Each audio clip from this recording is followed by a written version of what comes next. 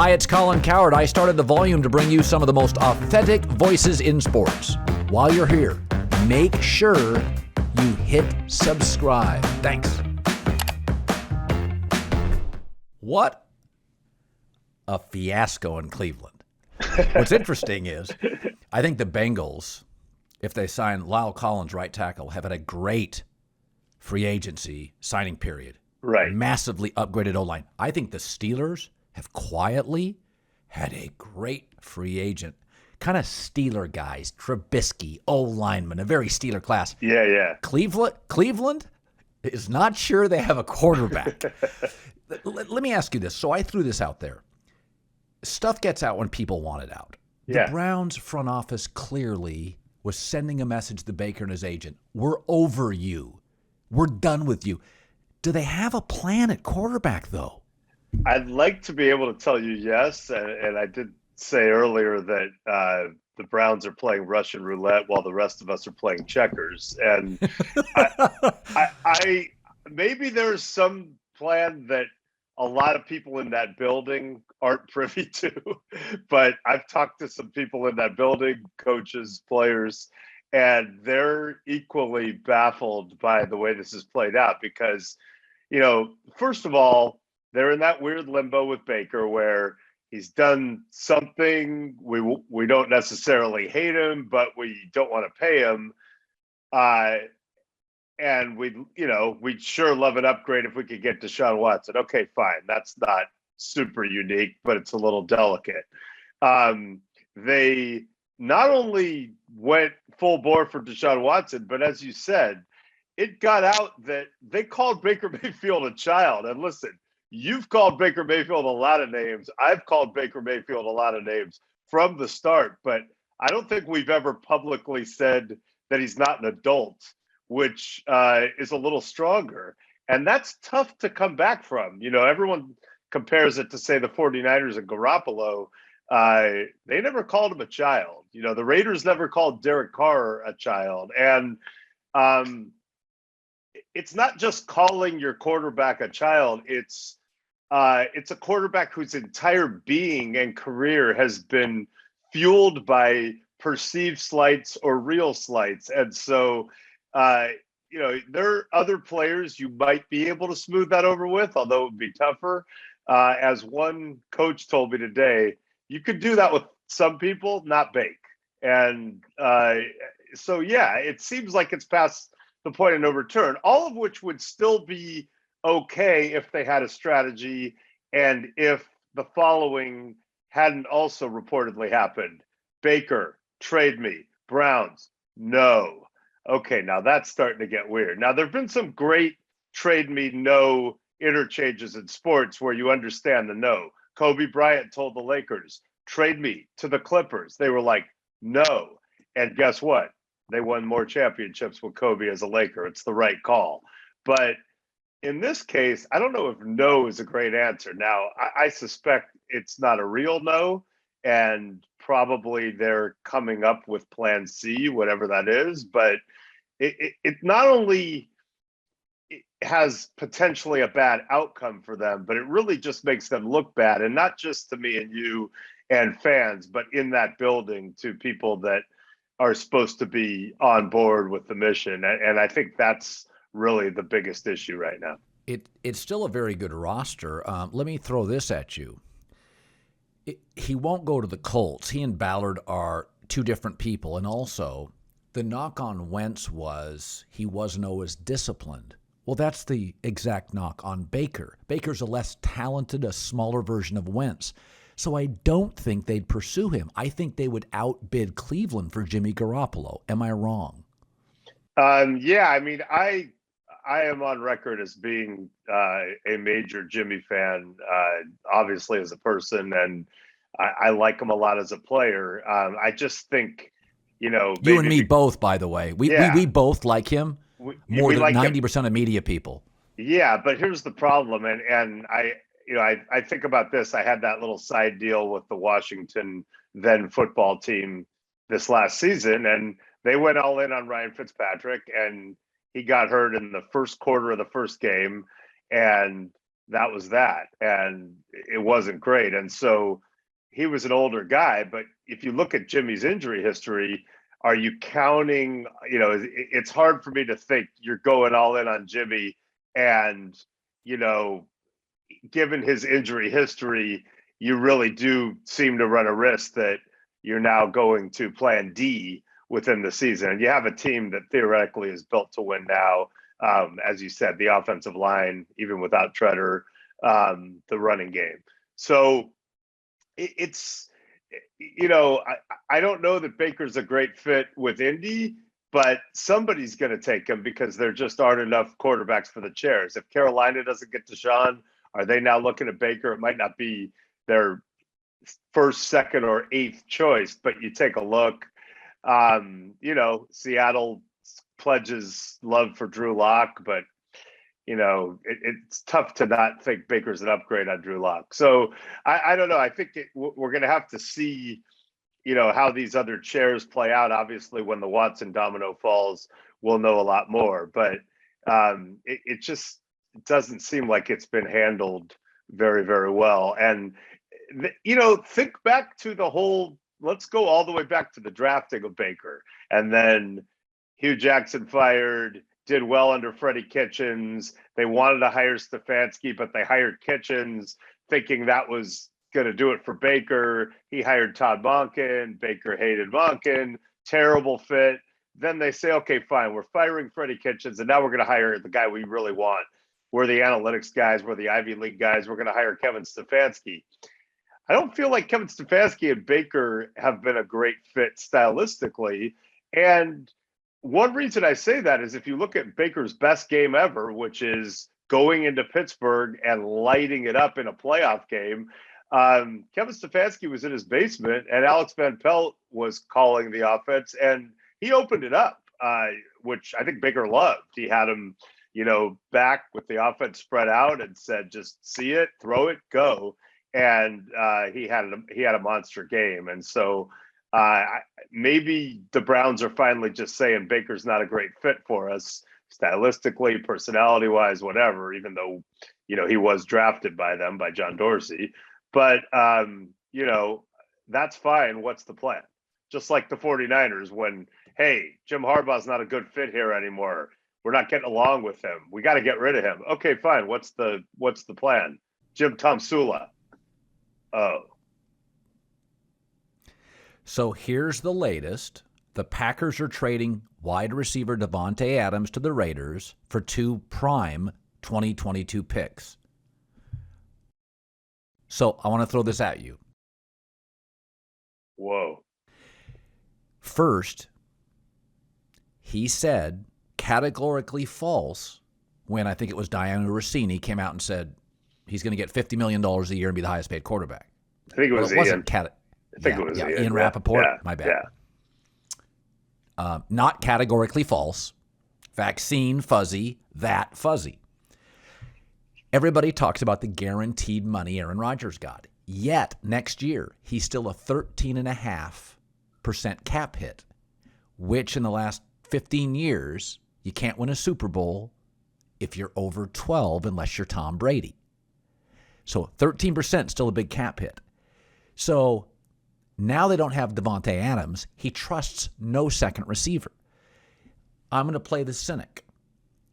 It was always with Aaron about getting the money. It's not about winning. Say what you want about overly optimistic, some argue inauthentic Russell Wilson. He wanted better coaching and better players. Say what you want about Brady. It's about winning. He takes pay cuts. With Aaron, this has always been about, because as I've said, Mike, he's not going to get the records and the Super Bowls like Brady or Manning or Breeze, his contemporaries. They're going to fill the record book.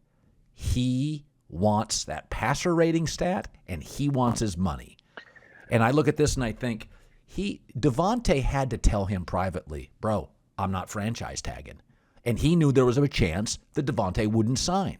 So in the end, there were better places to go if you took a little less to win games. Am I being too hard? Okay, so this is instant reaction. That's my caveat. This is my instant reaction. And I'll obviously learn more in the coming hours and days. My instant reaction is I can't imagine that Aaron Rodgers came back without believing that Davante Adams was going to be a part of it. The deadline was for him telling the Packers was before the franchise tag deadline. That was Aaron's, I got to tell them by then. He did tell them by then. He actually told them 3 days earlier at David Bakhtiari's wedding at the reception. He said, I'm coming back. So I can't believe that Aaron Rodgers came back believing that Davante Adams was not going to be a part of it, since that's literally the person he seems to value most. And I've had long conversations with him about how much he values Davante Adams as a teammate and as a player, and specific reasons why.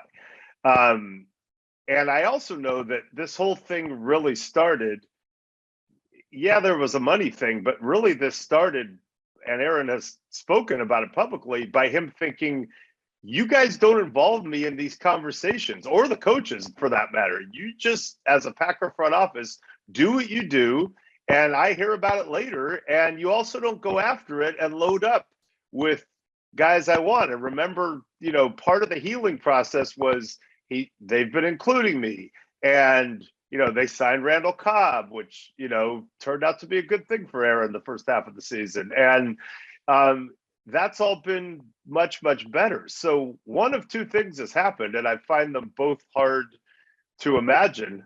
And so I'll obviously be doing some reporting, but either A, Aaron, as you said, kind of knew Davante's not going to play for the franchise tag. They'll never pay him. We've got cap issues, and I'm going to just take this money and hope they put a good team around me. And look, they got Devondre Campbell back, and that's cool. But I might lose Davante Adams. That's hard for me to imagine that he did that.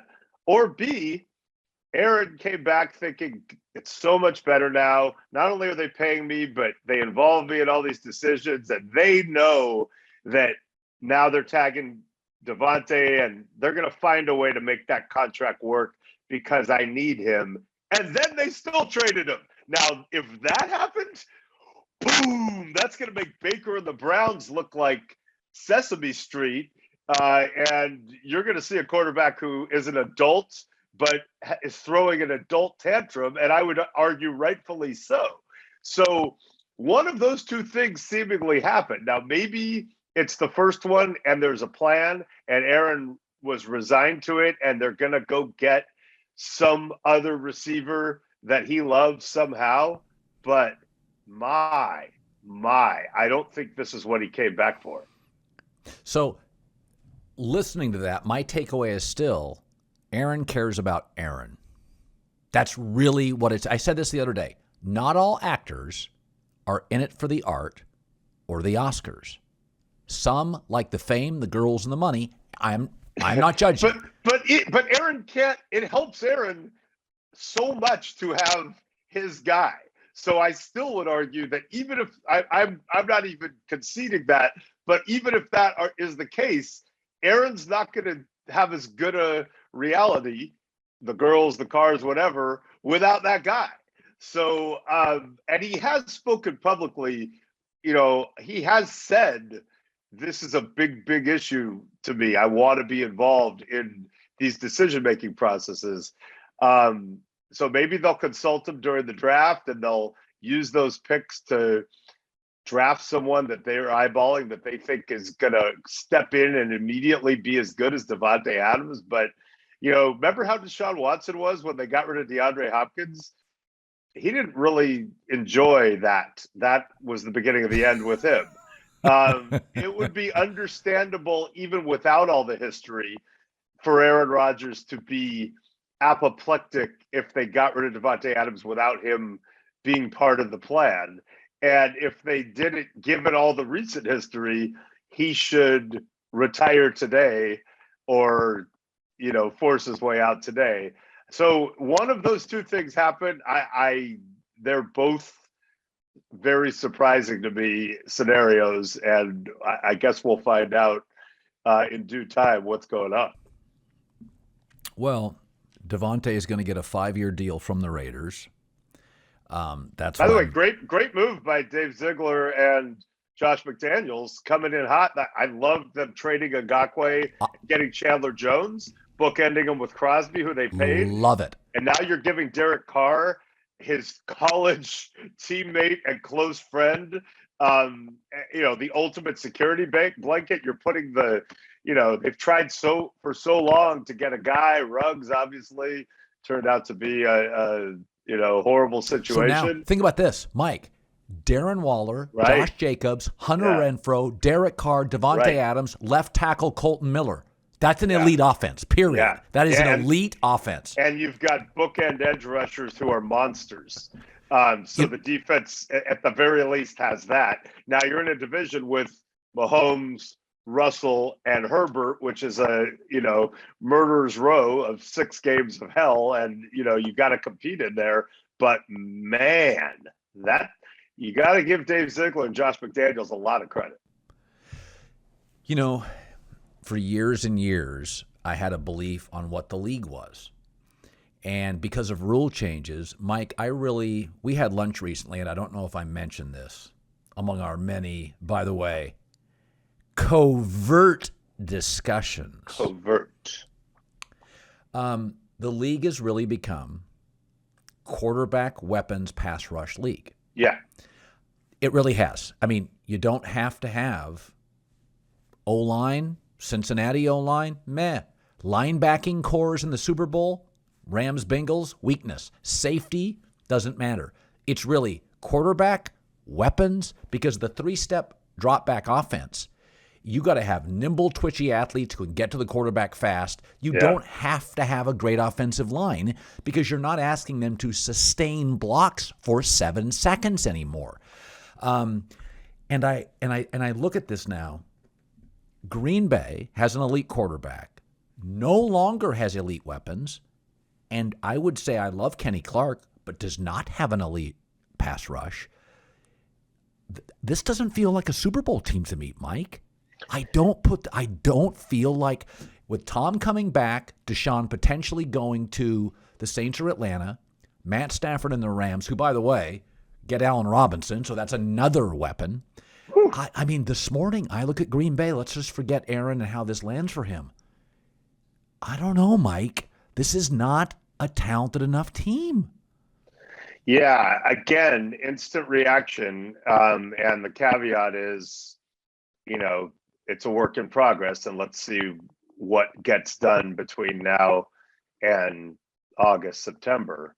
But as good as they looked last year on paper, and Bakhtiari's injury, after he came back a little, and the offensive line injuries, Elton Jenkins, that weakened them. Jair Alexander came back, probably wasn't himself. If you extrapolate and say they get all those guys, they look like a juggernaut. But yeah, I mean, for as it stands right now, and I believe they will try to find answers here, but as it stands right now, what are the Packers like when Aaron's not throwing to Davante Adams? Well, we saw that. We've seen that plenty of times. They're efficient. He's good. He gets the ball out.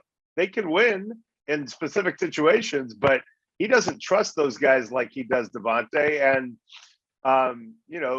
they don't get open with the regularity that Davante does. And how many times on 3rd or 4th down, red zone or anywhere on the field, when they just need a few yards, do they just sprint Davante Adams?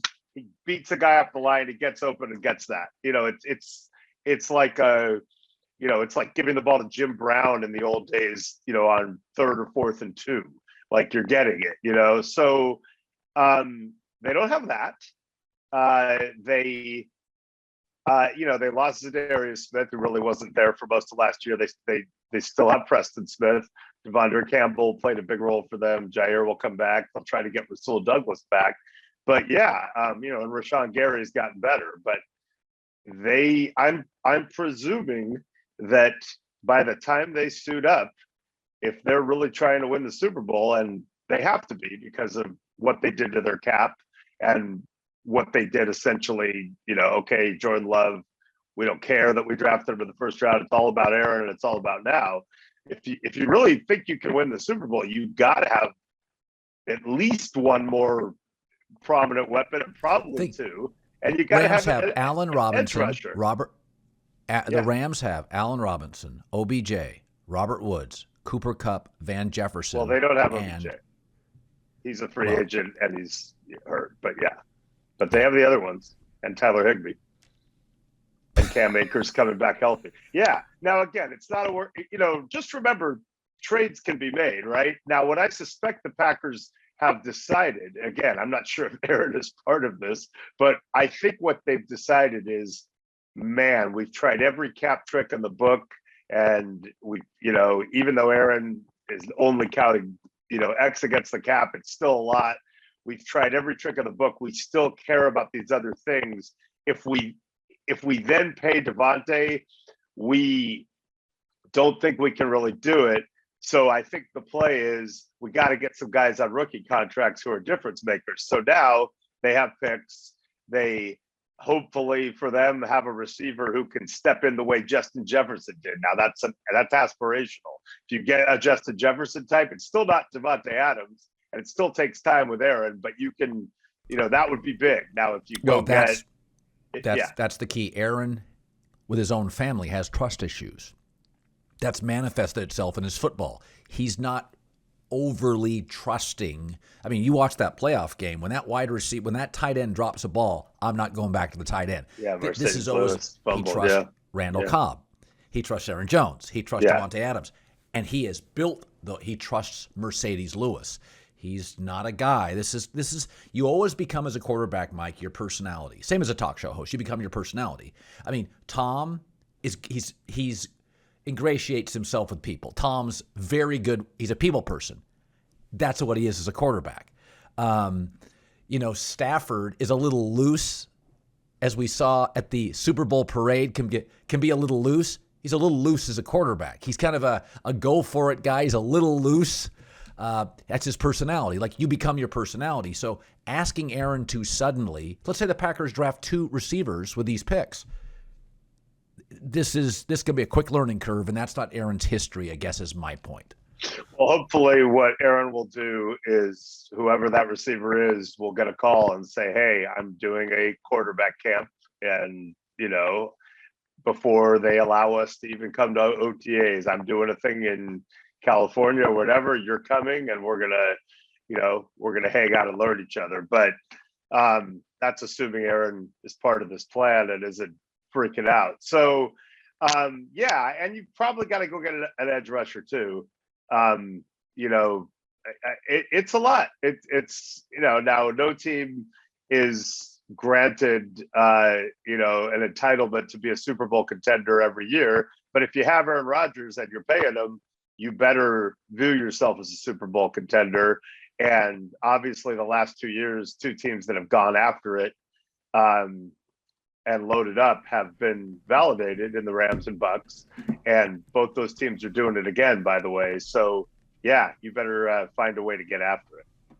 One of the reasons I love you so much is you're so connected and have so many good stories. If I didn't know better, I would swear the Patriots are tanking. So, Damian Harris, let him go to Atlanta.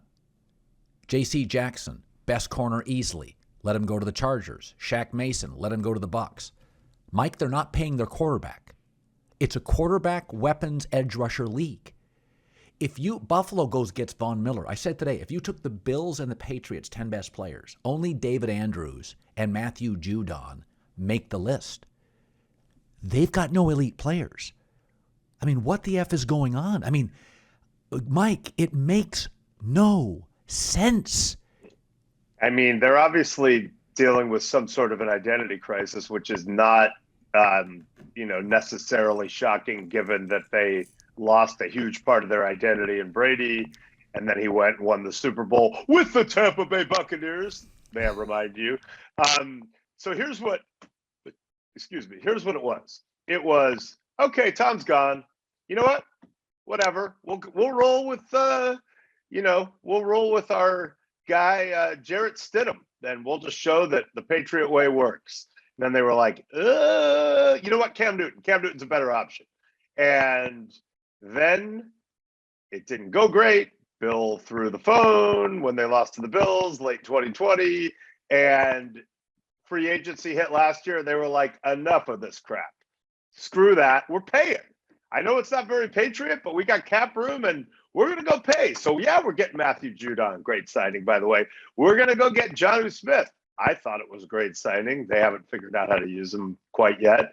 They loaded up and got all these guys. Okay, they were better. And, they beat the Bills without passing, and people were like, oh, everyone knows it's going to be a Brady Patriots Super Bowl. Just wrap your head around it. What really happened? What really happened is they played the Bills in a playoff game and literally could not stop them from scoring a touchdown. The Bills scored a touchdown every single time except for a kneel down, right? If you watch that game, it was like a 7-on-7 tournament, like these high school 7-on-7 tournaments. One team had the 5 stars, one team had the 3 stars. It was such a physical mismatch. So it begs the question: if you were so undone by not making the playoffs the first year while Tom Brady went and won the Super Bowl with the Bucs, and you were like, screw that, we're spending and loading up, we'll show you. Shouldn't you be more undone by the fact that your division rival, who used to be your patsy, that team owned you to the point when it mattered that you couldn't even dream of stopping them from getting into the end zone? It was, as you said, 5 stars versus the 3 stars, maybe 2 stars. And so your reaction to that now is, yeah, we'll get rid of some guys. And even though we got a quarterback on a rookie deal, we're not going to try to go get guys. And by the way, we lost Josh McDaniels. Let's not understate that. A really, really, really accomplished offensive coordinator. And now, I know Bill's there and they always kind of make it work, but it's a new offensive coordinator. It's a rookie quarterback, and they don't seem to have a lot of guys. Now, am I torn up about this? No, I think it's nice that the rest of the league gets to share and contend for championships. And I'm just, playing. No, but you know what? The truth is, no one will cry for them. Yeah, and also how you treat people on the top is how you'll be treated when you're eroding. Right. Bill was brutal. Yep. Dismissive. Yep. They were arrogant, and now they're paying a price. Yeah. Nobody has any sympathy for him, nor do I. Right. Because you know what? Say what you want about Brady, but he would take that podium for 20 years, and he was almost always humble and gracious, winning or losing. Now, his personality in Tampa, we see the fun Tom, the little cockier Tom. Yeah. But when they were on the top of the world, he was mostly pretty gracious. Belichick wasn't always with the media. Similarly, while I tend to side with Baker in terms of the handling of this situation, I mean, I was out on an island, and I know you were one of the few people who at least visited me on the island, but being close to Hugh Jackson got fired because he lost too many games. We get it. Right, obviously, right. He got fired. But after he got fired, and I know from talking to Hugh that he felt like he and Baker were cool and he liked Baker. And obviously Baker didn't feel that way. That's fine. There's a disconnect. But Hugh Jackson then took a job after he got fired with the Bengals. And right afterwards, they played the Browns, and Hugh was on the sideline, and Baker taunted him, flat out taunted him while beating him, and then called him fake post game. And it was pretty brutal. And I remember saying at the time, hey, this guy's a rookie. Now, that same year, there was talk that John Harbaugh was going to maybe get fired during the season. Imagine if Lamar Jackson, after John Harbaugh had been fired and then gone to the Bengals and was standing on the sideline, had gloated and taunted and talked crap about John Harbaugh. I feel like, the optics would have felt different to people.